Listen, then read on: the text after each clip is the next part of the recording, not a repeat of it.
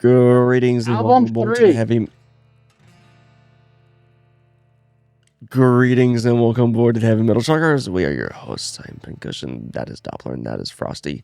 And in this video, we are doing our review on the recent release from Blackbraid 3. Oh, Blackbraid 3. Yep. I guess I'll go first again. So, how did I hear about Blackbraid? Well, I heard about them the same time Pincushion did, which was, I don't know, a couple years ago. And back around the first album, Blackbraid 1, I guess it was, came out. And I really enjoyed that album. Mm-hmm. Never listened to the second one for whatever reason. And then now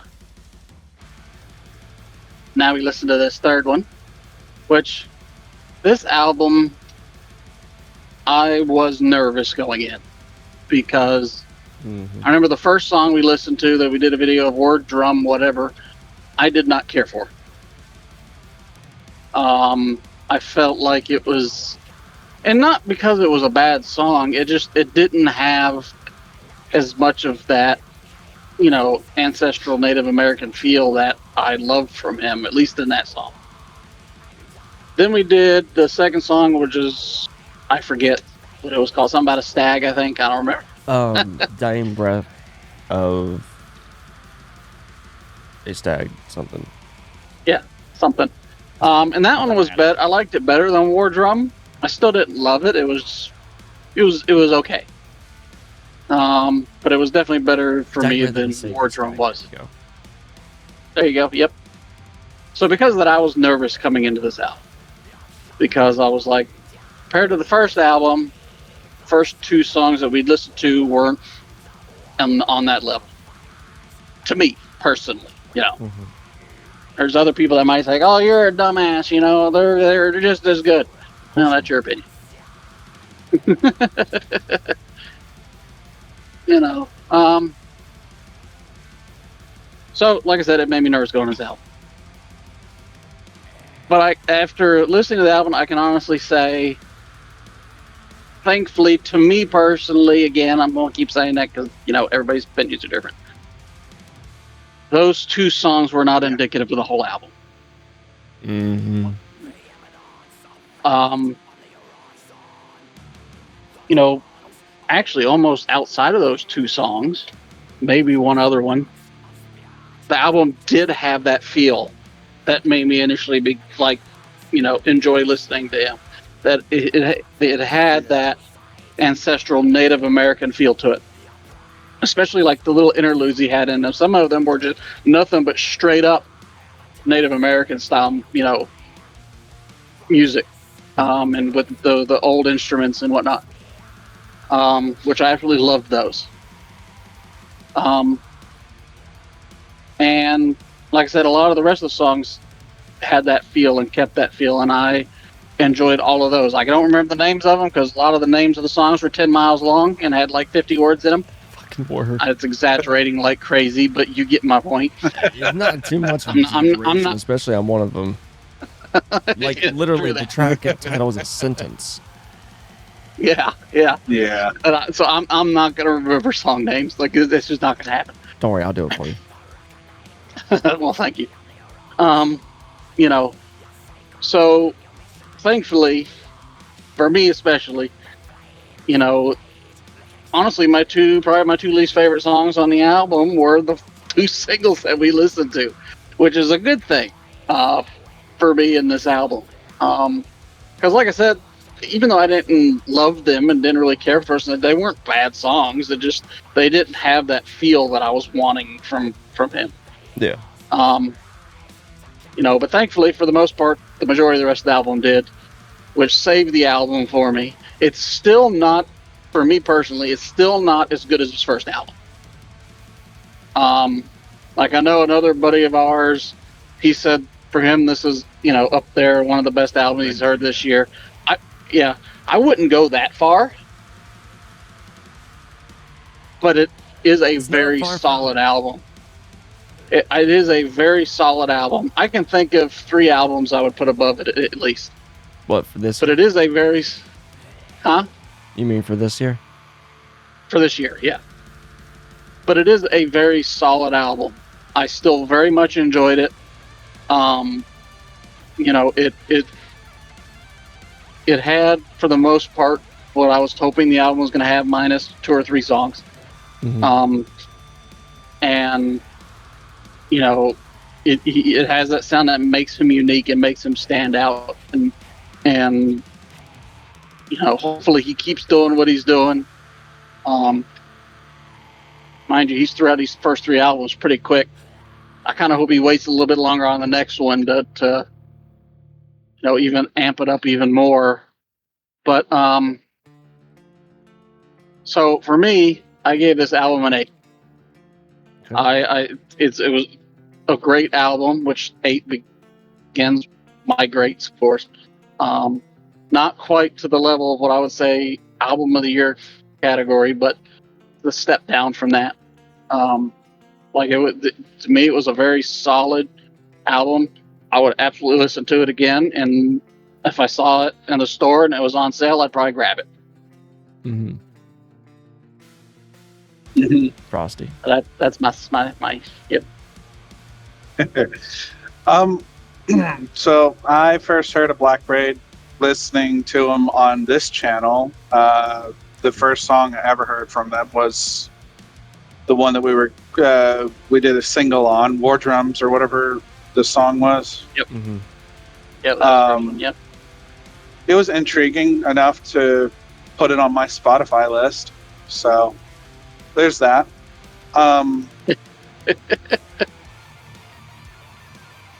Out of all the albums that we listened to for this week, this was my favorite one to listen to. I actually thoroughly enjoyed this album more than the other 2. Mhm. I enjoyed the acoustic pieces. I enjoyed the Native American aspects behind some of the tracks. It kind of gave like some of the tracks gave off like this spiritual essence behind it, and I thoroughly enjoyed that. The one that really intrigued me was what is it? God is No Blood or something like that. Black Blood. What's the name? God of Black Blood. That was. Yep, I remember that one. Yep. That was the song. That was the track that really grabbed my attention, gave me that spiritual essence in full, and I was just. This was absolutely phenomenal.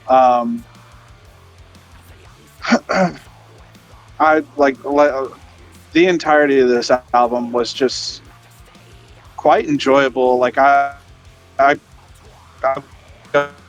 re-listened to the album. This is Frosty. Most definitely, possibly go and purchase the album. Yeah, no, I thoroughly enjoy this album. For that, I gave the album an 8.5. It was very well done. I really, yeah, Nice. really enjoyed it. 10 minutes. Start. Mhm. So, I discovered Blackbraid, honestly, while I was at work several years ago. Yep. We listened to that one song together. Yep. We were sitting there at the I computer. don't remember what track it was, but we listened to it, and I don't either. It was off the first album. I know that. fuck, it was amazing. Just first Yeah, time it hearing was. black It metal. was It's not my fantastic. first time hearing black metal with folk metal influence or folk influences. I've heard that kind of thing before, but the Native American instrumentality behind it—that's what was mesmerizing. And Mm-hmm. Oh, and the fact that he does it all himself. yes, and the fact that he's a one man guy, I'm like, Yep. this is something I can connect with him on. This is amazing, because it's one thing to be a part of a whole band, but when you're doing this yourself, you have full So control. one man, yeah. You have full control Yep. over how you want it to go, and you unleash your full self into it, not necessarily blending the ideas of others, which, don't get me wrong, that's how majority of great stuff occurs. But whenever it's a one person, it's almost way more spiritual, way deeper than you can imagine. Yeah. Like, to the point that for some artists, especially like myself, I'm not a huge artist. I'm just doing what I like to put out. It takes time for us to be able to put out more because we, except for Blackbraid apparently, we exhaust ourselves after the first album, and it takes us a while to begin to write more material, which I'm still in the process of writing my own more. I digress. So after hearing that, I'm like, okay, I'll become a fan. Wow. So Land. yeah. So I listened to all of Blackbraid's material since then, and then once I found out he came out with the most recent material, I'm like, oh, he's back. And so we listened to it. Mightily disappointed by it. I could hear the foundation of what he was doing, and hearing what he was doing, trying to go more within the black metal spectrum, and kind of building up, understanding his foundation from there, and being able to blend it in with his own thing. And I felt like that's what he was trying to do. And I was right. I was fucking right. I knew it was going to be this way. So we get into Blackbraid. I'm starting to listen to it. I'm like, I'm so excited for it. And this bone-chilling acoustic opening came in, and I'm like, I wasn't prepared for this. God damn it. And even with the acoustic, there was a second part where the tremolo picking that is fundamental within black metal began to happen on the second acoustic. I'm like, oh yeah, it's all coming together. And this, now, the second track, so the first track is Dusk, which is basically this acoustic opening, and then it goes into War Drums, which we all were 50-50 on. I understand now why it was a second track, because it flowed nicely into War Drums, and it kind of set the stage mostly for how this is going to be. It got the black metal guys hyped up, and then you went straight into Dying Breath, where the spirituality and folk aspect came through, and this set the stage for what the album is. Right after the Dying Breath, it goes into The Earth is Weeping, which is another amazing instrumental. Absolutely just lose yourself in it. Afterwards, it goes back into more of a black metal track, and this is where actually, I don't remember hearing this in the single, but hearing this on the album is my first con, and it comes with War Drums. And there were many places where that snare was just smacking the shit out of the entire mix. Like, it was the most prevalent thing. And I wondered, I'm like, well, shit, is he playing snare throughout the rest of this? And I was listening, and yes, he is, and it sounds completely different. So I don't know if they were trying to get more impact, or if there was a mess up and they did either sample augmentation or replacement, but it didn't sound anything like the rest of the snare that was used. And I began to worry. I'm like, don't tell me this is going to be within the rest of the album, because this is going to be a major turnoff for me if it's going to be about as loud as vocals, which it was not, thankfully. But I almost forgot about that. But it comes to God of Black Blood next, after Earth is Weeping. And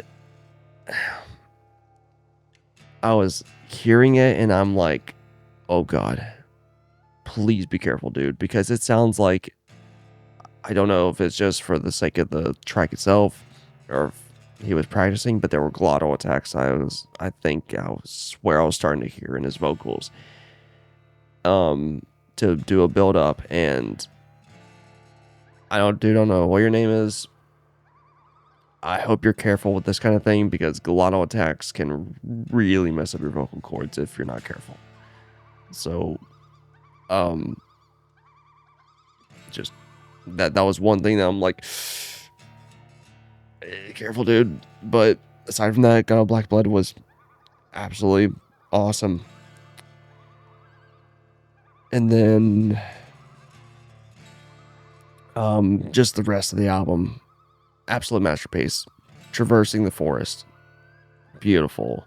Tears of Dawn, beautiful. Just everything was fucking amazing. Everything I could say for one would have ended up applying to all. The pros that I had in this had some of the best atmosphere I've heard in folk black metal. Some of the best. And this is also this is also in comparison to some of the black metal that I love out of Norway and Sweden.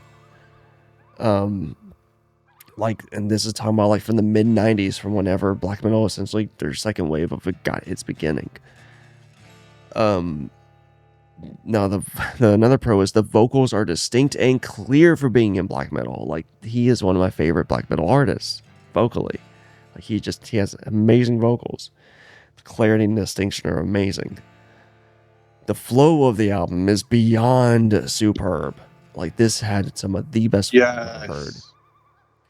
The acoustic pieces that are present, they fit well in the dark and haunting realm of this album that honors his Native American heritage.